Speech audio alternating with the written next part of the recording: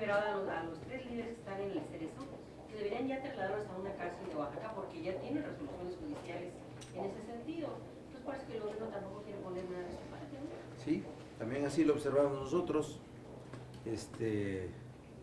Hay un impasse que parece que no tiene forma de resolverse. Por un lado, la CENTE plantea la revocación, así es la palabra que dice, la revocación de la reforma educativa, y por otro lado el gobierno sostiene la aplicación de la misma. Ese es el fondo. De ahí, alrededor de eso pudieran haber ocurrido muchas cosas, como la liberación de los detenidos, el restablecimiento de algunas condiciones laborales, el pago de algunas prestaciones pendientes, solo que ya creo que se entrampó otra vez en una situación de a ver quién da el paso primero para no verse débiles en este asunto. El involucramiento ya de una situación humanitaria como es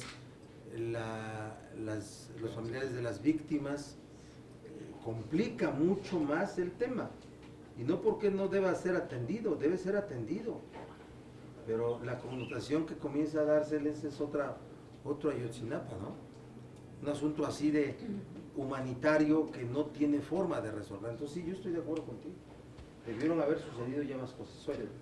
Sí, simplemente y en particular con el tema de Chiapas, ayer los profesores y hoy en la madrugada abrieron el suministro de combustible, que era una parte muy importante, el respaldo pues que ha generado entre algunos grupos de la sociedad. No debe de pasar nunca pues también por la violación de los derechos de terceros. Sin duda, lo que sí creo y estoy convencido, como ya lo ha dicho el coordinador, es que si en Nochistlán el uso de la fuerza, la participación de la gendarmería y las terribles y lamentables muertes resolvieron el problema, en Oaxaca pues no. Entonces es una demostración de que esto no debe de ser un camino que ni siquiera esté en una consideración. Si lo de Nochistlán hubiera sido en mi estado, quizá los muertos hubieran contado en decenas y centenas, porque el número de profesores es mayor, hay condiciones diferentes, en fin. Entonces, el llamado va a ser siempre a apelar a que las contradicciones normales que desarrolla cualquier sociedad se resuelvan con la política, y que para eso tiene el Estado mexicano y le paga a un grupo de hombres y mujeres para que hagan política, y que si no están en las condiciones de poder hacerlo, pues busquen a otros elementos y a otros actores políticos. Sí creo que se debe de seguir negociando y evitar a toda costa situaciones extremas como estas que tienen lamentables consecuencias. Sin duda, creo que ha habido una posición por parte de los maestros en esta mesa de negociación, que además hay que entenderlo así, en una mesa de negociación hay elementos que se ponen en tensión para ir avanzando en la agenda de cada parte. Ellos han dado muestras con el tema en Chiapas, reitero, del paso, de abrir la puerta a medicinas, combustibles, algunos productos básicos, en donde, bueno, dándose que no quieren dañar a la sociedad. Ojalá también la posición del gobierno sea un poco más flexible y no ponerse ni un lado ni otro en puntos muertos de intransigencia, pues donde no va a ser posible avanzar. Pero ¿cómo resolver ese nudo político, Mariano, que las dos posiciones están radicalizadas, o sea, no se avanza? Pues lo que pasa es que yo creo que hay una agenda amplia de elementos que pasan por medidas de la implementación de la propia reforma que sí se deben de poner a revisión. Desde cuestiones que van con el uso de la tecnología en la evaluación, para profesores de más de 20, 25 años de servicio, que no necesariamente es la forma óptima o en la que se sienten con mayor confianza para realizar la evaluaciones que se están realizando durante 8 horas en salones rodeados de, bueno, en áreas rodeadas de policías, pues tampoco es la mejor forma de que a uno lo evalúen. Y creo que esos elementos deben de empezarse a poner en la mesa. Hay muchos profesores que, pues, que sí se quieren evaluar, pero no en esas condiciones. Y sí creo que también la agenda de aquellos que no están por la abrogación absoluta y total de la reforma, sino el replanteamiento de algunos de sus elementos, debería de ser una agenda del gobierno, y del gobierno en el planteamiento de qué cosas han funcionado bien en la aplicación y qué cosas no. Y como se dice y se repite insistentemente, toda ley es perfectible, pero si hay una posición dura e irreductible de que no se va a modificar una sola coma de la ley, no negociando la reforma, sino abriendo a que tenga un desarrollo mucho más pleno, pues entonces también va a ser muy difícil llegar a esos puntos de encuentro. ¿De qué número de maestros estamos hablando en Chiapas? En Chiapas debe de haber entre 15,000 y 22,000 profesores en ese momento en paro. En paro.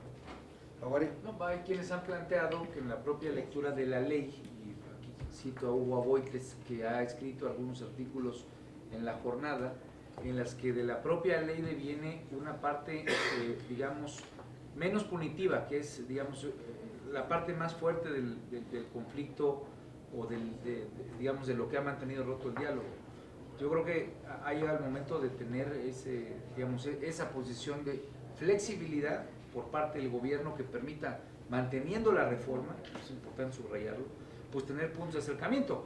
Pero difícil es creer en un diálogo de esa naturaleza si tienes a 8, 9, 10 personas que fallecieron y ni siquiera como Estado tienes una revisión clara de esos hechos. Entonces digo, ¿qué credibilidad le vas a tener al diálogo, no? Si no tienes como Estado, que tienes la responsabilidad de clarificar hechos tan terribles como los de hace 2 semanas, pues ni siquiera tienes esa convicción de demostrar que quieres avanzar, independientemente de quién haya tenido culpas, quién disparó primero, etcétera. Pues eso es una muestra real de diálogo que creo que está carente en este momento. Y nada más un elemento adicional, solo para que veamos cómo hay elementos que no son de blanco y negro o de posiciones que jamás van a poder encontrar.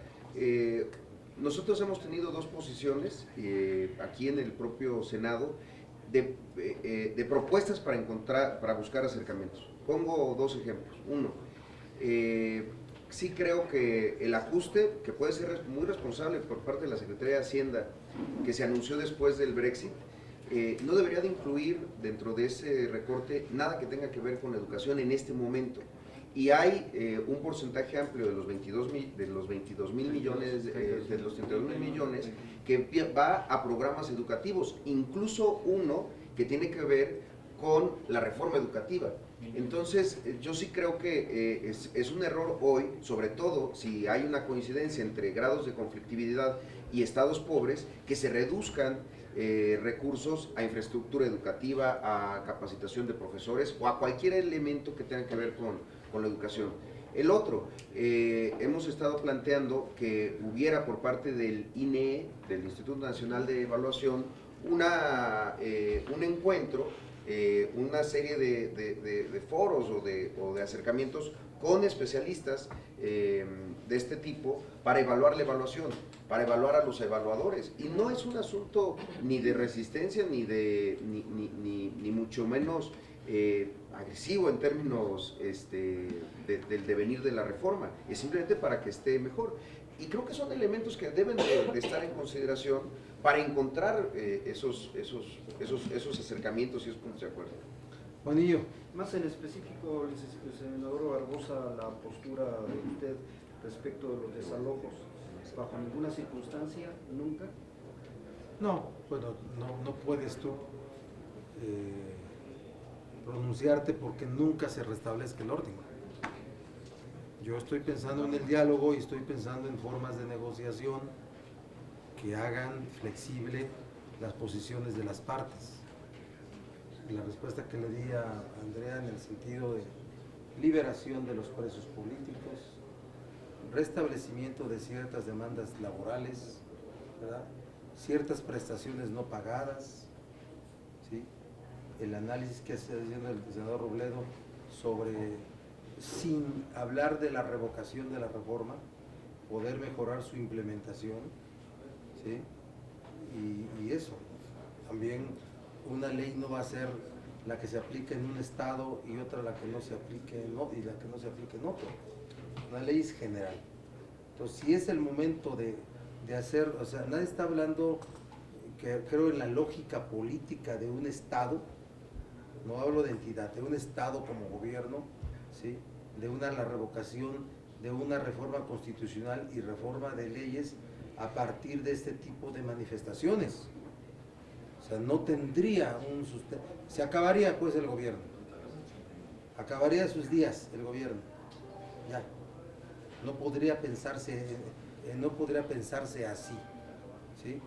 Entonces, cuando esa posición tienen los compañeros los señores de la CENTE, los profesores de la CENTE, están llevando una atención mayor, ¿sí? Entonces, ahí es cuando ves la capacidad de la gobernanza de un país.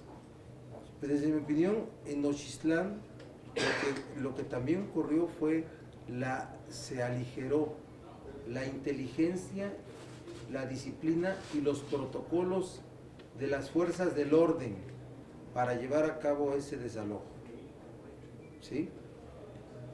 No tenían información de que había gentes preparadas para disparar, y eso se debió haber tenido, ¿sí?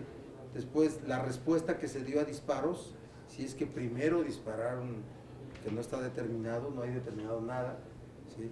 También por qué fue de esa forma. Si decían que estaban a 60 kilómetros la gendarmería y regresaron, ¿por qué llegan disparando? Si ya habían pasado los disparos, por ejemplo, ¿sí? Todo eso crean condiciones de las que habla el senador Ruiz-Peter, en el sentido de decir un gobierno que no informa, que ya son 2 semanas, ¿verdad? Gobierno avestruz. 2 semanas, gobierno avestruz que se esconde la cabeza pensando que va a transitar por esta crisis así en mesas de diálogo, y al final no se resuelve nada, ¿sí? Es para que ya, nosotros hablamos de un mes para determinar responsabilidades en el caso de Nochistlán y no volver un asunto humanitario como se volvió en el tema de Ayotzinapa. Es un asunto que puede crecer a niveles mucho mayores, mucho mayores. Entonces hay que atenderlos como la condición para poder resolver el restablecimiento del orden público en el país. Y añadiría yo, y que el principal obligado en términos de días, de horas y de días es Osorio Chong, porque él es el encargado de la policía y él es quien hoy tiene instalada en su oficina la mesa de diálogo. ¿Cómo va a haber diálogo si la autoridad involucrada realmente no te permite con claridad saber qué ocurrió? Que sepa la gente, ¿no? Gracias. ¿Ya? Muy puntual esto de diálogo.